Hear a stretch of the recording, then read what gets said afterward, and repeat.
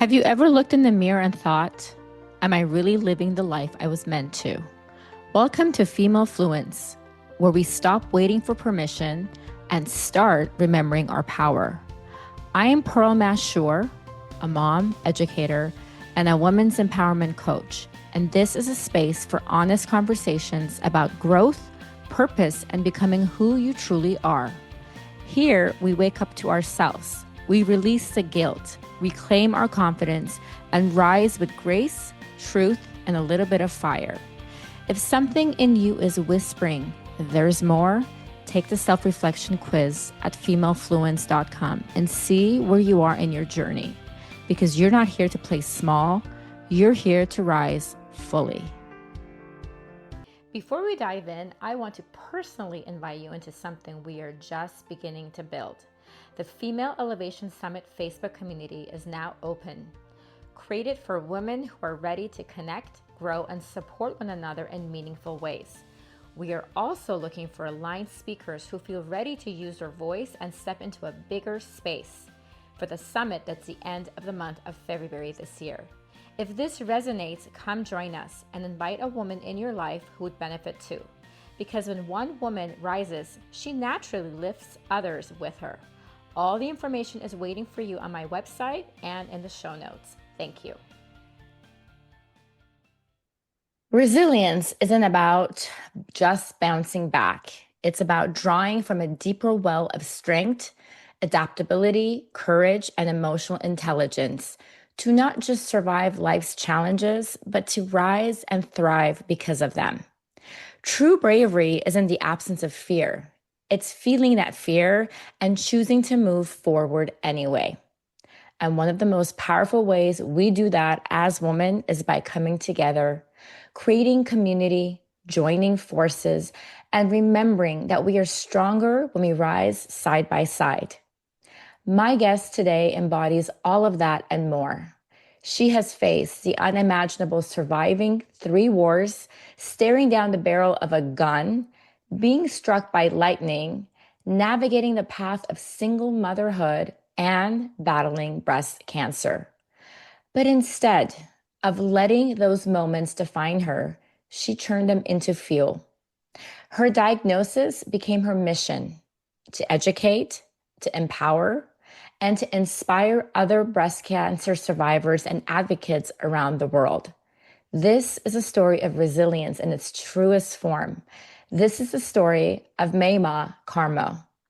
Maimah Karmo is a best-selling author, speaker, transformational coach, and cancer survivor, as well as soul purpose seeker, philanthropist, mother, and a true badass.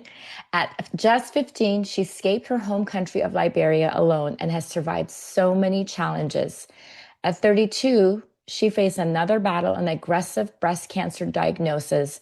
And while undergoing chemotherapy, she found it the leading force in breast cancer advocacy and education. She has been featured on the Oprah Winfrey Show. She just embodies resilience and purpose, turning pain into power to inspire women worldwide. I am truly honored to welcome her and her story to Female Fluence. Welcome, Maimah. Thanks for having me. Glad to be here. Of course, when I looked at your application, I was just like, wow, this is one strong, badass woman. Like, I could not believe all the things you've been through.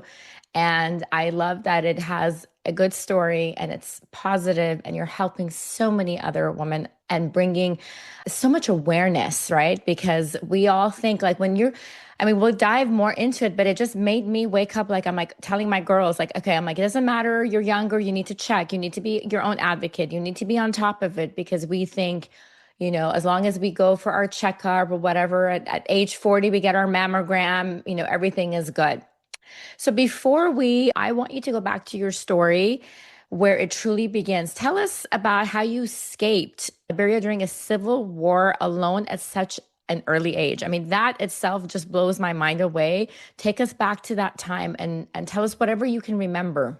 The older I get, excuse me, I tend to see my life in I've told my story so many times. Then I realized they're all a whole book in each one. Like these are not simple things or small things that have happened to me. And in Liberia, we know it's been a war torn for many years, but the country is so beautiful. So I grew up in this beautiful country, a lot of family and friends and, beaches, and we just had so much fun. And yet there was strife that was underlying and building.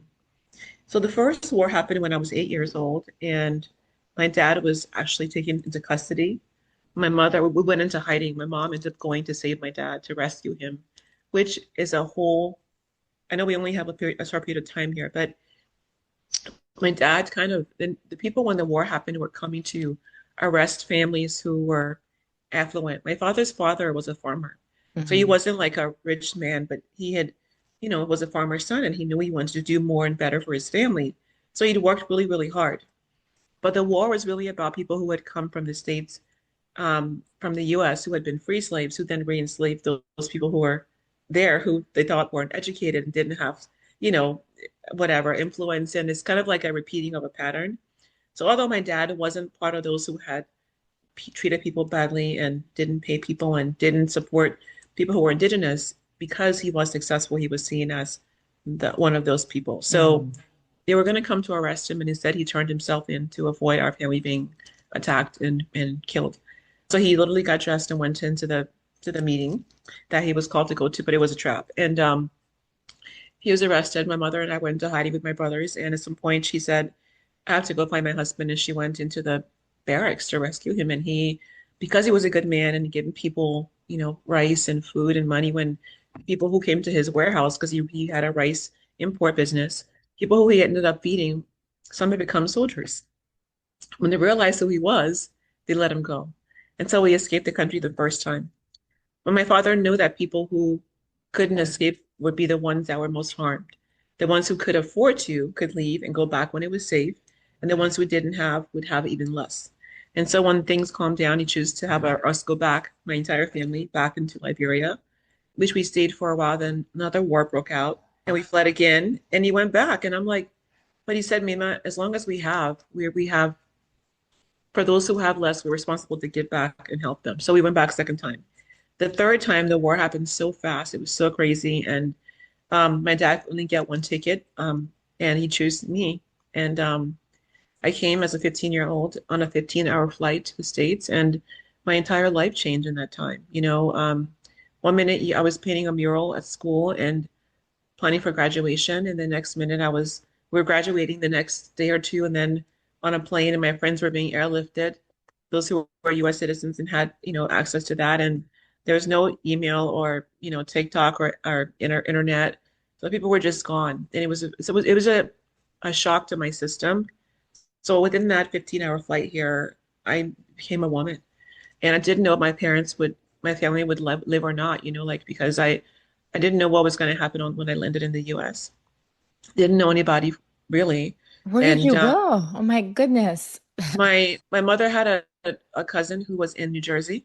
So I when I came, I went to his house, but I didn't know how to use the payphone. I mean, I didn't know how to use my parents whenever we came to the States. They would take care of things. I was a kid.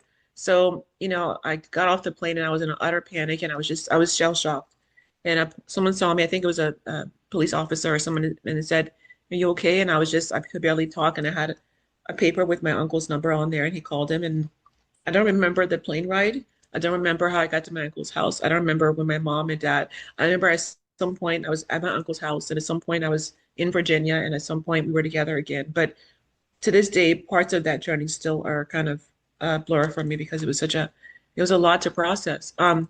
But to realize that my father chose me, it was just something it really stuck in me because what he was saying that if anybody can do the most in this in America and do good and we'll figure this out, we'll come, but I want you to make it to survive and do what the things that I know you can do that you're capable of. And so that stuck with me.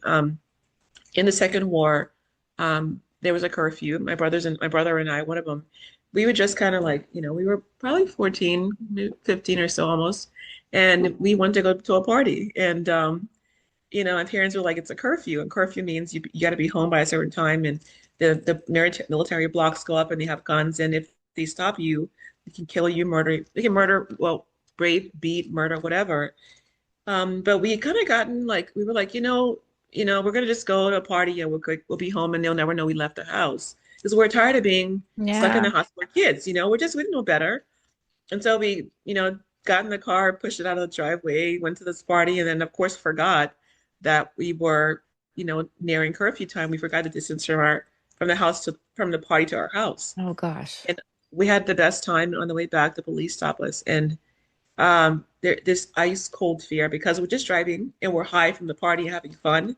Then there's like a whole like a blockade and there's police with, military uniforms on and rifles, like M16 guns. And they're drunk and they're like, get out the car. And then we're like, oh my God. And it's dark and nobody's out there. There's nothing. And my brother and I got out of the car and my mom, I had some jewelry on that she'd given me, and they took my jewelry, and I knew they were going to rape me and they're going to kill us. That's what they did, right? And I remember being so scared, and they wanted us to go into some building, and it was one of the most terrifying experiences of my life. And then one of the soldiers said, "I know that car. That's my boss man's car. That man has been helping my family and I and giving us food." Like he's been helping us and feeding because my dad had a warehouse where people would come to because he sold rice. And when you were poor, if you have rice, you could put some butter on there or some chicken on there or some sardines and spam, whatever the hell, corned Yeah. beef, you're fine. So people would come to him and he'd just give them rice and they would be fed for weeks. So he'd been doing that. First, it was like 5 people, then there was 10, then there were more. And so that people knew him for being a kind person. So the person recognized the car. They said, "Oh, those are his children. We can't hurt them." They put us back in the car and sent us home. What Oh I my. didn't tell you too was the first war when my dad was in prison in the war my mom went to go save him the first war. He escaped because same thing. People who he had been helping. My mom got there and they're like, "Why are you here? You shouldn't be here. It's not safe." She said, "My husband's here. He's a good person." And they're like, "Nobody here is getting out of here alive. We're gonna kill him. He's a bad person." They're like, "No, what's his name?" He said his name. Oh my God, this person's helping. So the first war, his kindness helped him get out of from the prison. By the way, people who were still left in that prison that week, many were killed on the beach and they're executed. It's on the internet today. So my dad's my mother's love, my dad's sacrifice made him go to save us. My mom's love saved my dad and then saved us. And his kindness saved us as well in the first war.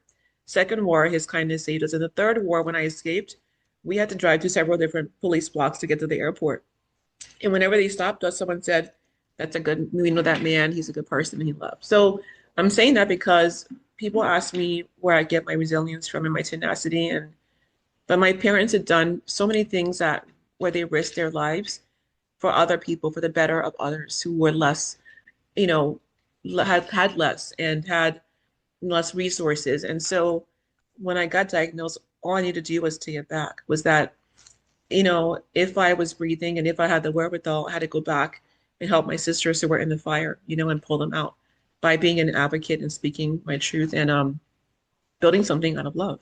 I am just blown away by your story. I'm trying to process it all in. I think your parents just seem like incredible people, and it's really about that kindness, like paying it forward, and that has really like saved you each time.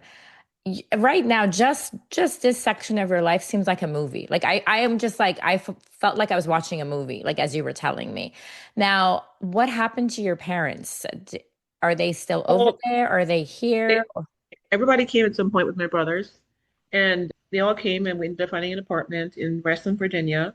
And there were like 10 of us in the apartment. My mom, my cousins, people came who didn't have a place, and we took them in.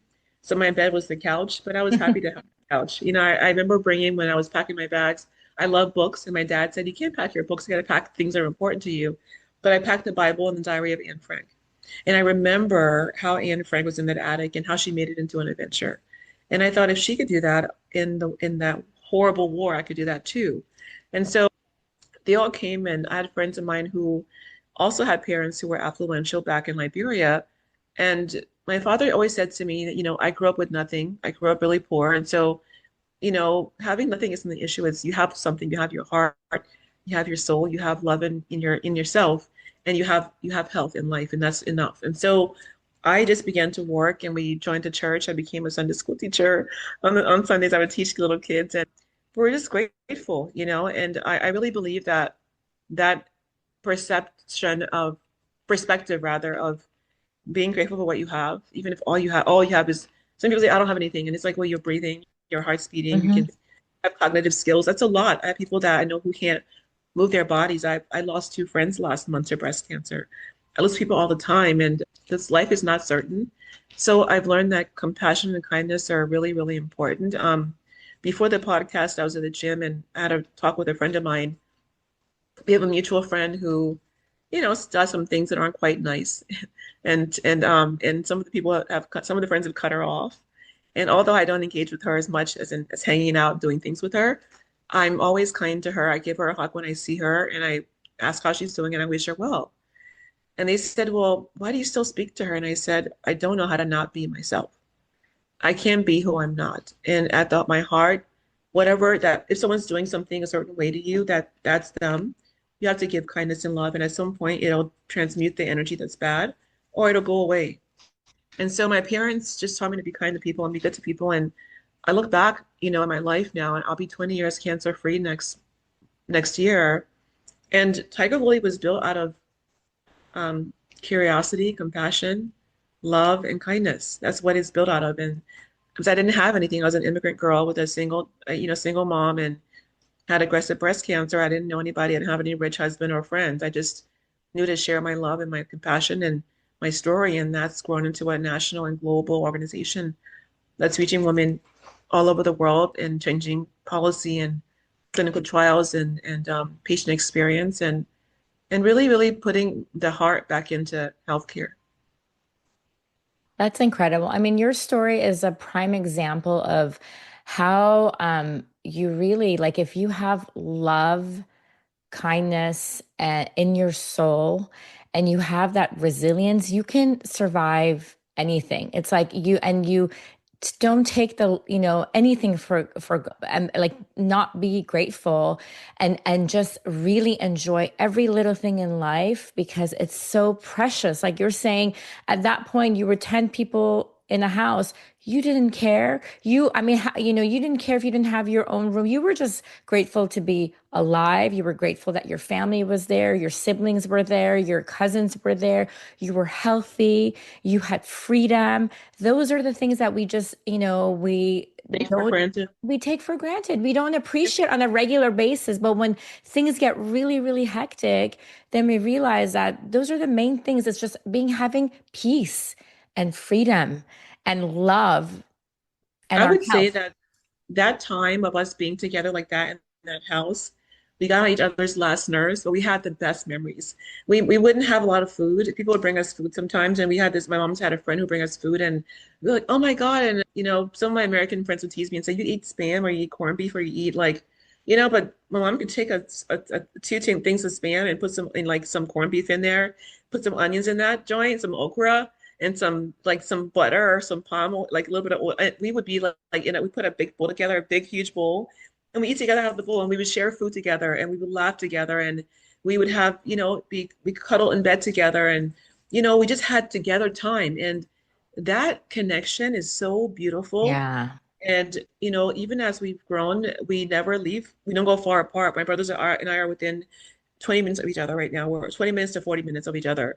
One brother went to Richmond because he keeps having kids and they needed more space. But we all just stay close, and that closeness is when we laugh. We still do things. They'll come over here and we'll get a big bowl of food and we'll eat together and we'll laugh about those times because we didn't take the fact that we had life and health and each other for granted. And we Yes. still get together all the time. We talk, we laugh, and that bond is so beautiful. And I think that sometimes, although challenges are difficult, they bring things into a laser focus of like what's truly important. If we have an argument, disagreement, we get over it quickly. We talk it out. We finish.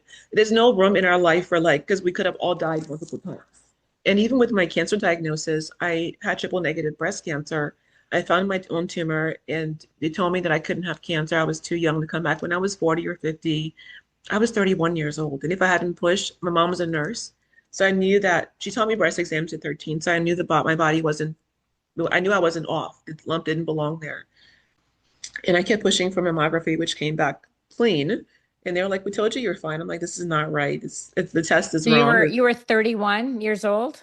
When I found the lump, yes. But it took them a year to diagnose me because they kept telling me to come back. I was too young and just forget about it. And so diagnosed at 32 years old. And then it was triple negative breast cancer. Triple negative breast cancer is the most aggressive kind of breast cancer that you can that is out there.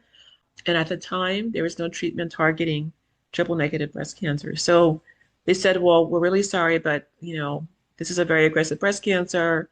We can't really treat it with targeted treatment. We'll give you whatever we have, but we can't, there's nothing targeting your subtype." And people don't realize there's more than one kind of breast cancer. And at the time, they hadn't gotten enough. And that actually triple negative breast cancer is most prevalent in women who are younger, Black, and Ashkenazi Jewish. And because we hadn't had women of color in clinical trials, they were looking at women who were older, who were getting it more, who were older and white. But that's because I think just different reasons when we were getting diagnosed older, they probably had more insurance. They were, there's more awareness in that community. And so women who were getting TNBC were dying faster. So but they hadn't had women who looked like me in clinical trials. So they hadn't have drugs targeting my body. Right.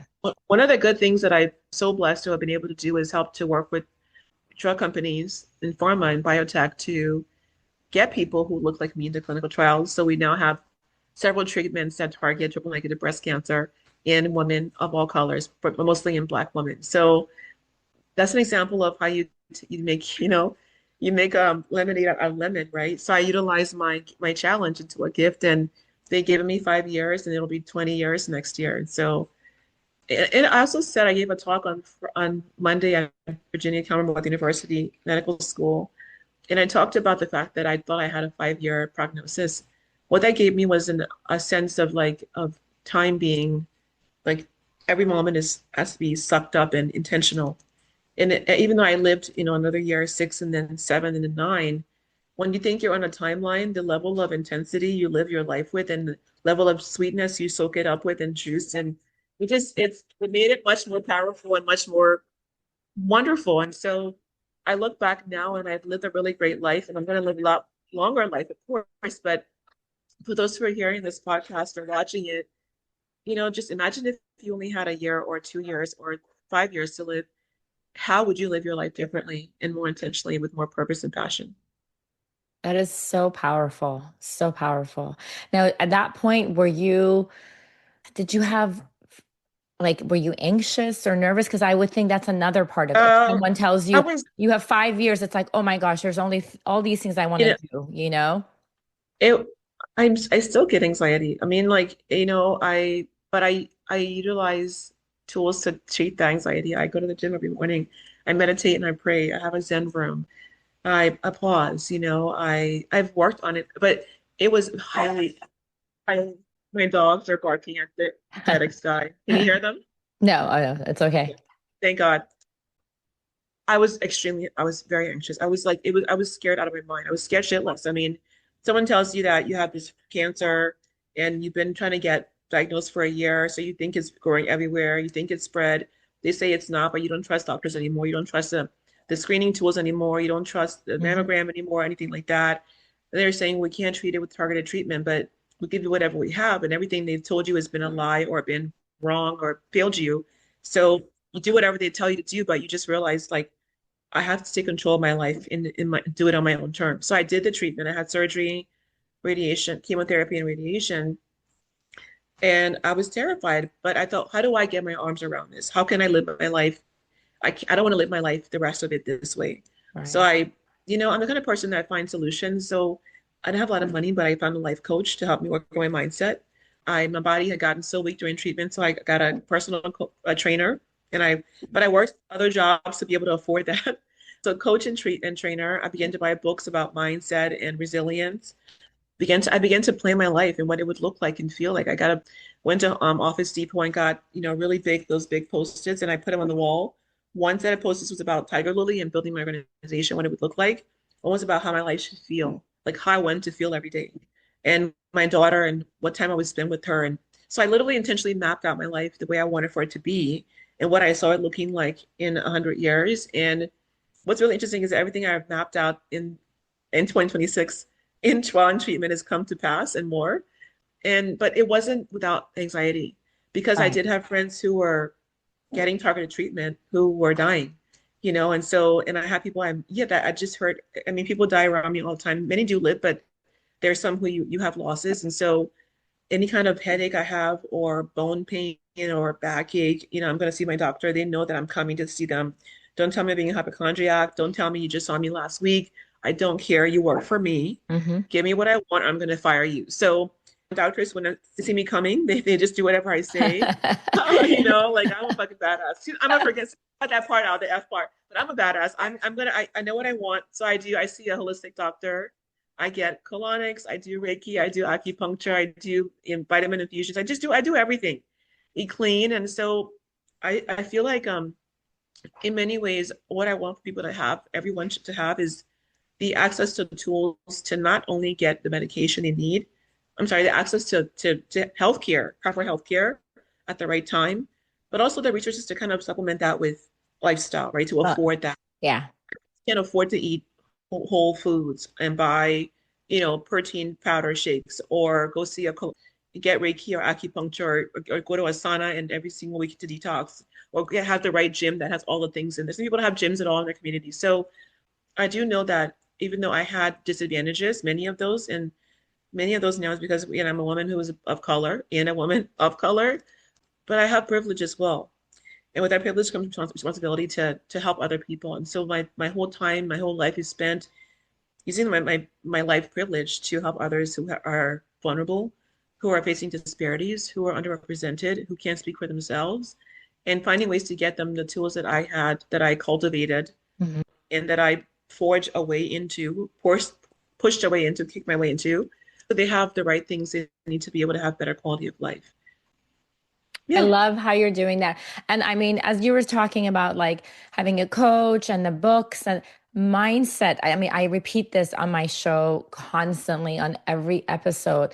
The power of your mind is incredible. So if let's say if you had this negative mindset and you were just like, okay, this is the end, and you were, I mean, that would have affected your health, your results, everything. But you decided right there, it's like you've got one poster about your lifestyle, one poster about your work ambition, and you're just moving forward. And you're like, no, this is this. And I think too, I think because like your dad had sent you, right? It's like that pressure of, I'm supposed to do something in my life. I'm going to leave this legacy. Like there's something, like I came here. So that's, I mean, it can be a lot of pressure, but at the same time, it's kind of magical and it's a powerful tool.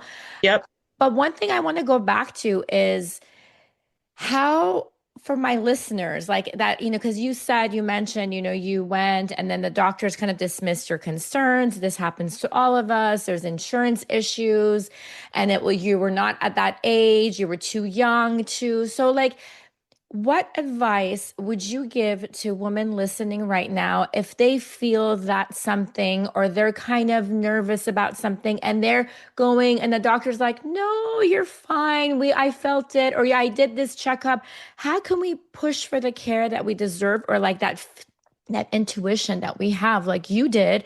Because if you had not, realistically, if you had not pushed and been an advocate for yourself, your results would have been completely different. I But would not have been here today. Yes. exactly, right? So that's one of the things that you hear these stories with, health insurance, and it's really challenging and you just have to. So what did you do? How did you push your way in? It wasn't an option not to. I mean, like, I pushed my way through like, war and gunpoint and I tell people I felt like the war was inside of me now. There was a war inside of me. Something was something was happening that I couldn't control.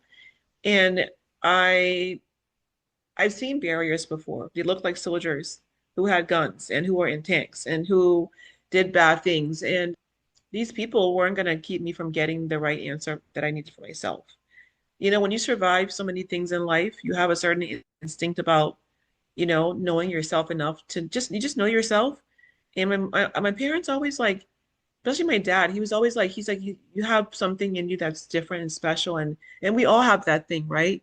And that's somebody reminds you and feeds you as a Hmm. child. You don't really know because we all Yeah. have that We all thing. have a We all gift. have We have it, it. a gift. Yeah. Everybody has something different. And we all are born with an instinct. We know ourselves. We know. And so I just knew, and I just kept calling the doctor's office and showing up there and calling and calling and calling and calling and or showing up until they gave me what I wanted. Even when the test came back clean, my thing was, okay, you have this scan telling me that nothing's there, but I can feel something there. Does that make any sense to anybody? I'm not a rocket No. scientist, but what like WTF, right? So I said your test must be wrong, and they're like, no, it's not. And I said the test I would find whatever's in here hasn't been designed yet. But you know what it was? So tests back then weren't detecting, they couldn't detect a tumor through a dense breast. Most women Wow. who were younger and black or brown tend to have dense breasts.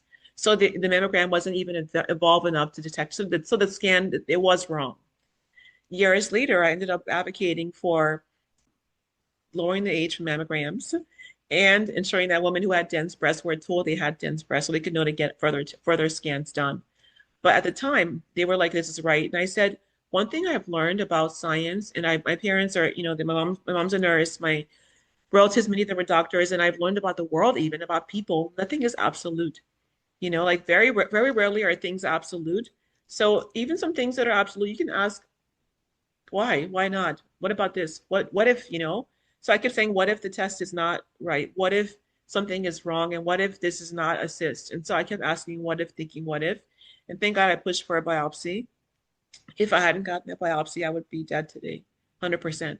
So for those who are watching, know your body, advocate for yourself, ask the right questions. And doctors really, truly, they work for you. You pay their salary. You're keeping them employed and keeping them, frankly, licensed. So if you don't feel like they're listening to you, you fire the doctor and find somebody else. Find somebody else who hears you, who leans into what you're saying, who wants to understand your personal experience, your lived experience, your family history, who will take you seriously because everybody's different. And so a lot of my work's about personal advocacy for women to be their own self-advocates, advocate for their sisters and their children and their friends and family members, and to use that advocacy for change in our healthcare system, in clinical trials, in Yeah. policy, in research and science, and all the things. Excuse me. So, yeah.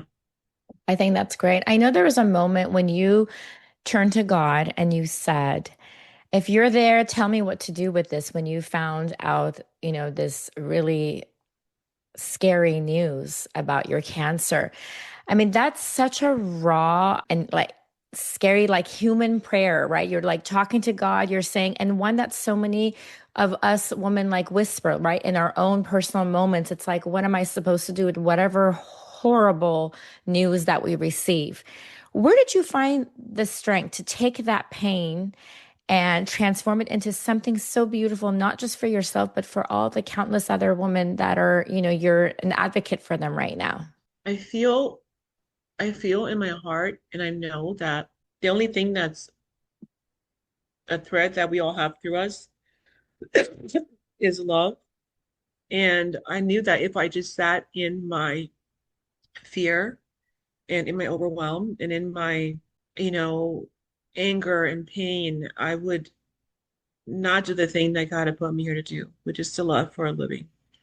And so if all I could do was love and take that love to help one person understand how to better advocate for herself, how to ask the right questions, how to ask sooner what to ask for, how to know when she's being gaslit by a doctor, how to know when something is off in her body, how to know she's not alone, how to know what to say when she's in an appointment for the first time and someone with who's very accredited saying to her like, well, I've been a doctor for 15 years.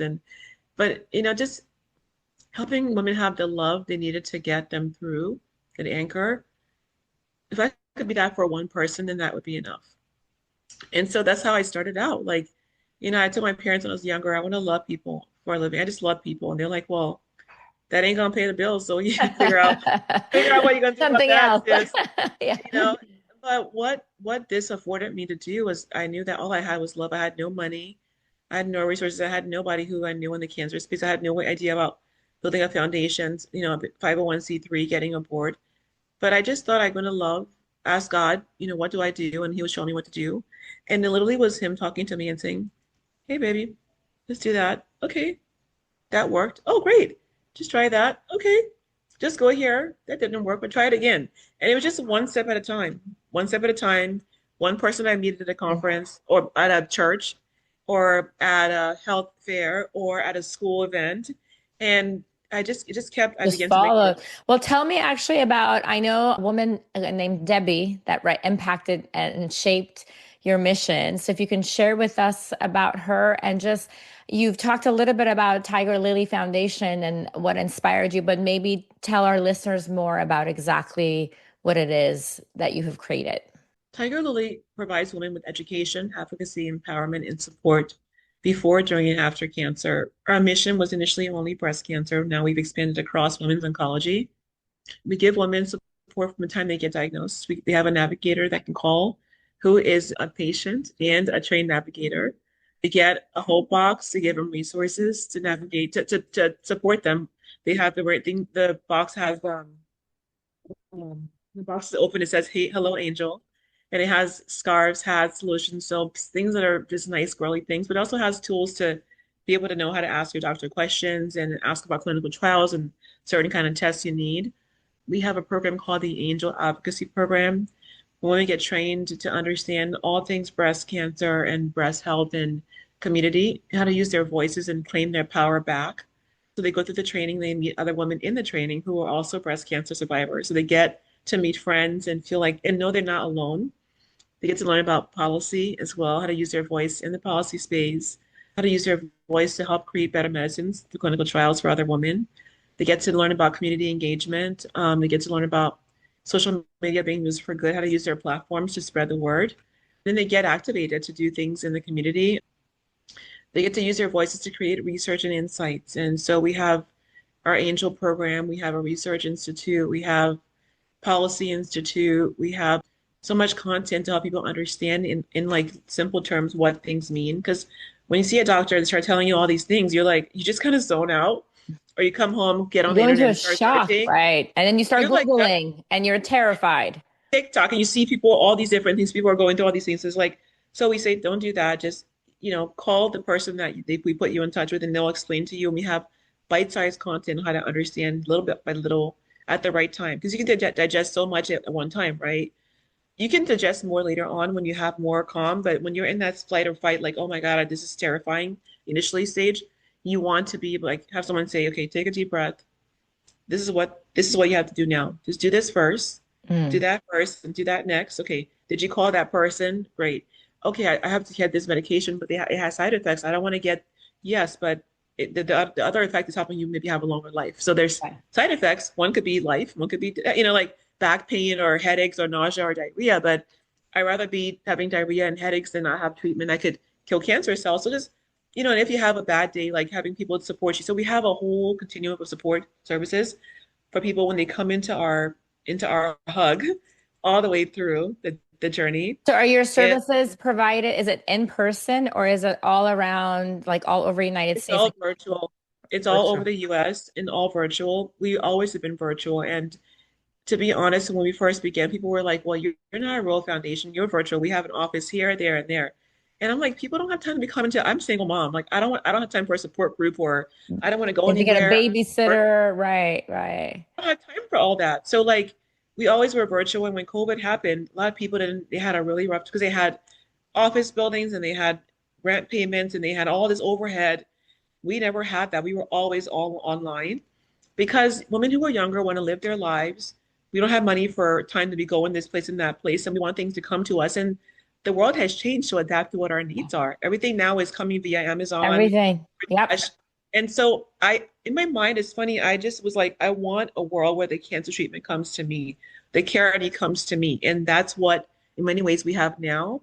Even people who need to get certain, like there are more pharmacies doing blood draws, and some are offering certain clinical trials and certain medications in pill forms. People want to receive care in a way that lets them live their life and not just be reminded that they're a patient that has cancer every single day. And so the more convenient the care and resources are for you, the more easily they are accessible, the more you can live your life, have a better quality of life. And I have to think about the fact that you have cancer all the time. So everything's about getting resources when you need them at the same time, at the right time you need them. But also we are huge into community and sisterhood. We have a lot of fun. We do a lot of events where we do self-care events, we do empowerment chats. We have a gala, we do a hill day, we get together and have lunches and brunches. We're launching a brunch tour actually beginning in New York on December 6th. We're doing 8 cities first, then we're going to expand the tour. But we just want to be able to have women come together in community, build relationships that can help them have a better mental health, better quality of life, and have a great time and learn about things that could extend or save their lives in the meantime, whether or not they have cancer. So if they have a need for us at some point, they know where to go because they have a community of sisters who are Tiger Lily Foundation. Community of sisters. Like we always say, when we come together, we work together, we're so much more powerful, we're so much more stronger. And I wish, I mean, I've had a lot of friends that have been diagnosed in the past with breast cancer. I wish I'd known about your foundation because this is such a great source. Because with the minute you get that diagnosis, you want that it's like someone like kind of virtually holding your hand the whole way through all those questions that you have, and you want to immediately connect with someone else who's going through the same thing or who has survived it and can give you good results to give you hope and inspiration. So I think what you're doing is so powerful and so needed, so needed. So I really I commend you for that. I mean, that's incredible. Now, I know you were on well, I mentioned earlier you were on the Oprah show, and I love her. So, can you share with us the story of when Oprah, called you? What was that moment like? And what did it mean to you to have her want to share your story with the world? First of all, when I first got the call, and I hung up the phone. I thought it was a prank.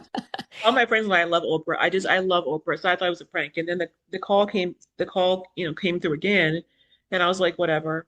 And then I got an email, and it was like, it's the Oprah Winfrey Show. We're trying to reach you, and I'm like, delete. This has to be a joke, right? Because one minute I had breast cancer. I began this a nonprofit. It's barely out off the ground. Literally, it's less than a year. Then Oprah's calling me, a year and a half maybe. So I deleted the email and then I just went off to keep working. And I got more emails and I'm like, is it maybe I should check and see where the email's from? And I go into my trash and it says, Harpo's, I think it's Harpo Studios. Yeah. And I was like, oh shit. And then I called, I was like, I think you've been yeah, we called you. She called, we called. And they're like, the show's in, a couple of days and we really want you on the show. And I'm trying to get a hold of you. And I'm like, oh, me? Like, I mean, I'm like, why me? Like, I'm like, I don't understand how you found a why and how, why me? Like, there's people out there, many people. How did you? But so I had to like, they did a background check and made sure that I had breast cancer. They checked my doctors, all the things. And the thing that was really like so amazing for me, like, is that she chose me because she picks her guests, right? And then I get there and I had no idea that I was going to be on the stage with her. I thought I was going to be in the audience with other people who were because it was a breast cancer show, right? Breast cancer episode rather. And so I get there and I am in the back room and I see Nancy Breaker go on. She was on the show. And then Christina Applegate came on and she was talking. And the time's going by, and I'm like, did they forget I'm back here? The audience is in the audience. And I'm like, well, the audience is there. The show is happening. Why am I even here? And then I think there was like 20 minutes or so left, and someone came out and said, oh, we're going to take you on now. And I was like, well, the show's almost over. I, I'm like thinking, I told my coworker and I told some family, they're going to be like, your dumbass went to Chicago and nothing happened and laughing at me. And I was like, oh my God. And then so I go out to the stage and then I began to walk towards the audience and they were like, the lady said no, she put her hand on my back and said, no, you're going over there. And she's like she points towards the chair where Oprah's sitting. And then between me getting out of the back room and coming out, they had put a chair next to Oprah. And then she pats the chair like, you're going to be here next to me. And then of course I forget I'm like, fuck. It's like, what the fuck? What is happening? I have had no prep, nothing. I didn't know.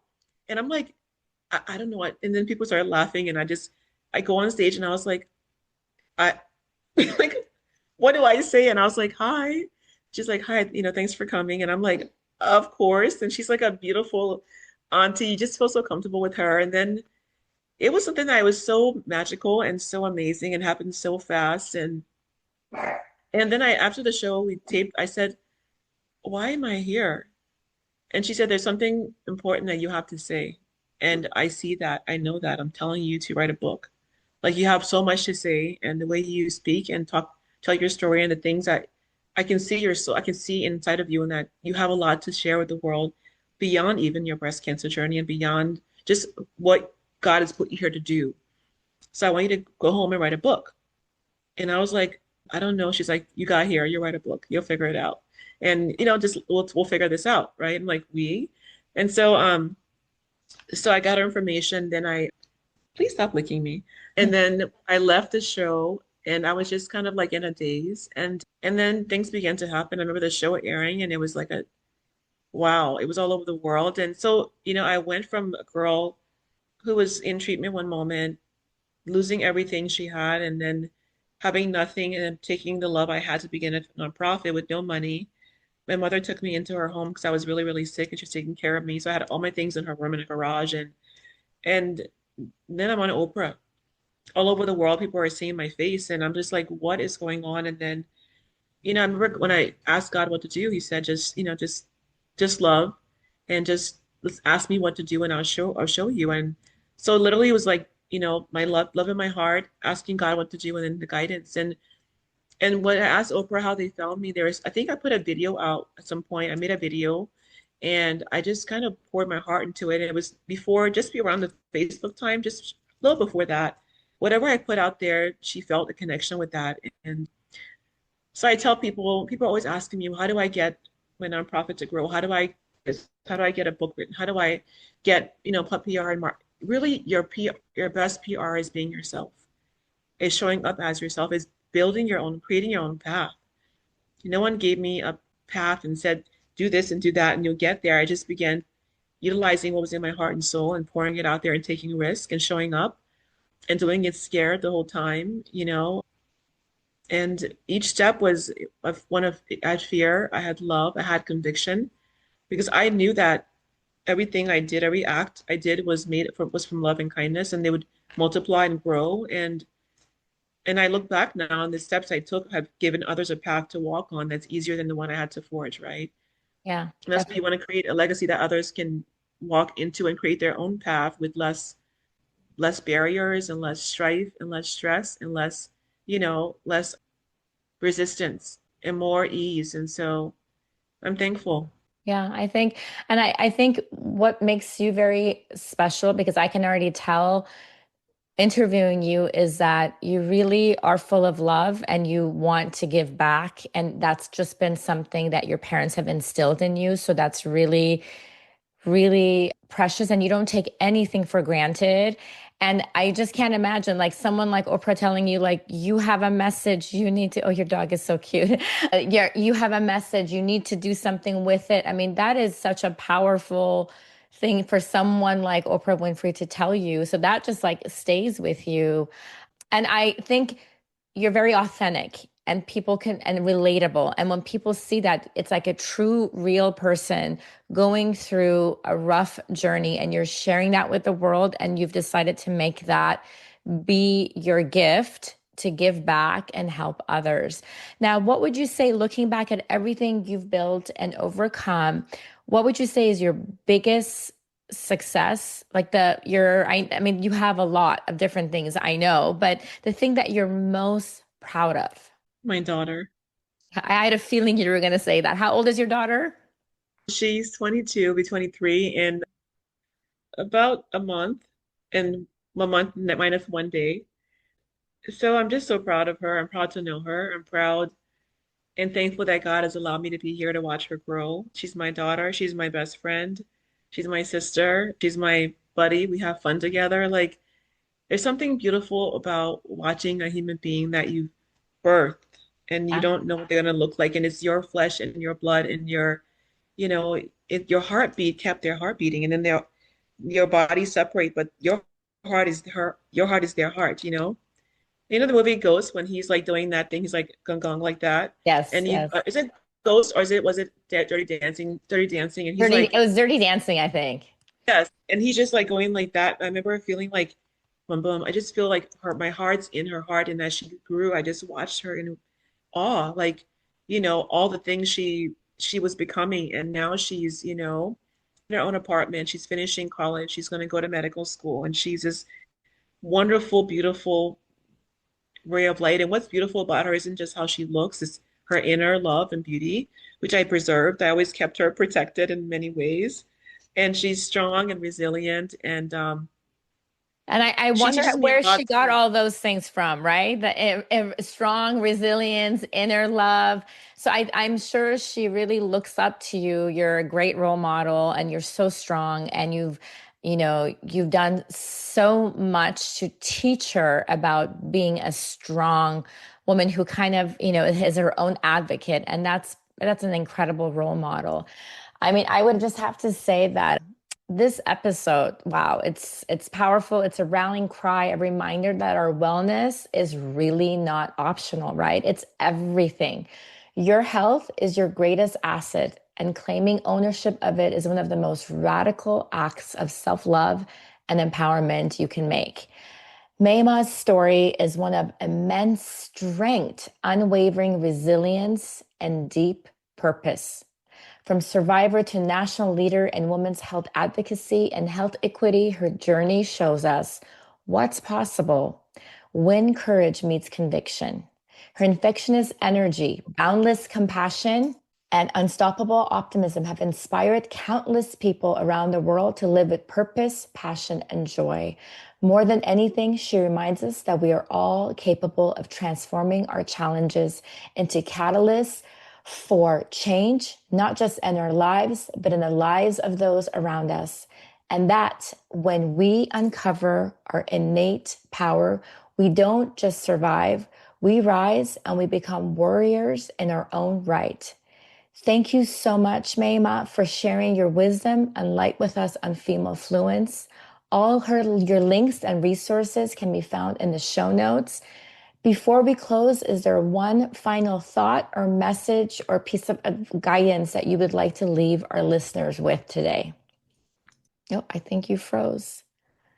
Well, thank you so much. We love having you on this show. Thank you. Thanks for having me.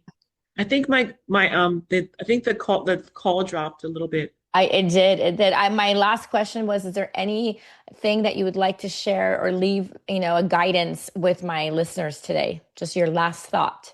I'd say to use your life as your living legacy and live with intention. When you live your life with intention and on purpose and in purpose, it's amazing what you can create. And know that although you're going someplace, you're growing, you're moving forward in life. The beauty is in the now of life and really living this moment fully. And then when you look back, the present moment then creates the next moment. You can look and say, oh my God, I lived that moment with purpose and intention. So just living legacy, live in intention, live on purpose, and be kind to yourself. That's beautiful. Thank you for sharing your story with us. And I am so happy that this was a great, happy story for you with good results, and you're healthy and living life with so much gratitude. Thank you. Thank you for spending this time with me here on Female Fluence, where we rise, reflect, and remember who we are. If something from today's episode spoke to you, share it with another woman who's ready to rise too. And before you go, download your free empowerment coaching guide at femalefluence.com. It's your next step toward living with more clarity and confidence. You can find me on Instagram and Facebook at Pearl Mashour _femalefluence. And if you're ready for deeper support, sign up for a free discovery call. I would love to connect with you. Remember, my friends, don't just exist. Live your life fully, bravely, and in truth. I'm Pearl Mashour, and until next time, stay true, stay powerful, and stay you.